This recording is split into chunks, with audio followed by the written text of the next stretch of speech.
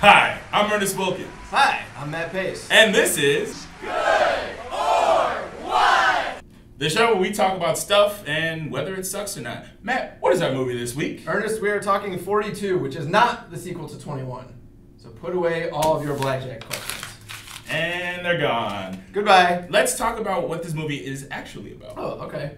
This is actually about Jackie Robinson, who's played by Chadwick Boseman, someone that I think you probably won't know from a few TV appearances. I did not recognize him. So we won't even bother naming them. He is really good in this movie, but it is actually kind of formulaic in the way that a lot of biopics are. Is it just kind of the inspirational story, stirring music kind of thing? It is. It's the kind of thing where you could probably come in an hour late and really not feel like you missed anything, because a few minutes into the movie we have Harrison Ford as Branch Rickey saying how I'm going to put an African-American player on the Brooklyn Dodgers, and someone says, no, you can't possibly do that, and he says, well, money is it's not black and white, it's green. It's like someone says that in every movie about race and business, pretty much. Right. So it's mostly formulaic up to the point of where it starts really getting kind of intense. Alan Tudyk plays a coach of another team who is just like hammering away at Jackie Robinson every time he's up to bat. And that you feel like, wow, the fact that he had to really internalize that, not fight back and say, you know, if I do anything, people will say that it's weakness, so I have to just absorb that. That moment really stuck in my mind.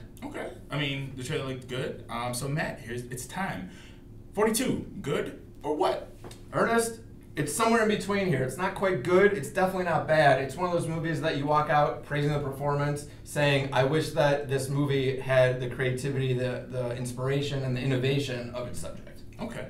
So we're in or. We're in or right I think now. this is our first or. This is our first or. I'm excited. It's great. So actually, you know what? While we're talking about sports films, I'd actually like to ask you a bonus question, if you will. So we've seen a lot of sports films over the last 30, 40, 50 even years. What sport do you think has the best sports movies? So, I mean, you look at basketball, you got Hoop Dreams, you got Love and Basketball, you got Blue Chips. You look at football, you've got, you know, Friday Night Lights, you've got The Longest Yard, all fantastic films. Of course. Baseball, League of Their Own, Sandlot, football, also Little Giants. Great film. Can't forget that. Hockey, you got Slapshot, you got Miracle, you got Goon, that new one. So just off my own question, what sport makes the best sport movies? That's such a good question. I think even the ones you named have such a big spectrum, and any movie for the most part can be great and it can be terrible. Right. I'm going to say baseball is the best, because when I think of the sports movies that I go back to the most, it tends to be those ones that we think of from our youth, like The Sandlot, Rookie of the Year, Little Big League from that early 90s era. Okay. That doesn't necessarily mean that baseball movies are automatically better, but those are the ones that over time tend to mean the most to me. I mean, Hoop Dreams, of course, is a classic, documentary a little different. Definitely didn't incorporate Looney Tunes the same way that Space Jam did. Yep. That actually is the reason that I say basketball, because Space Jam.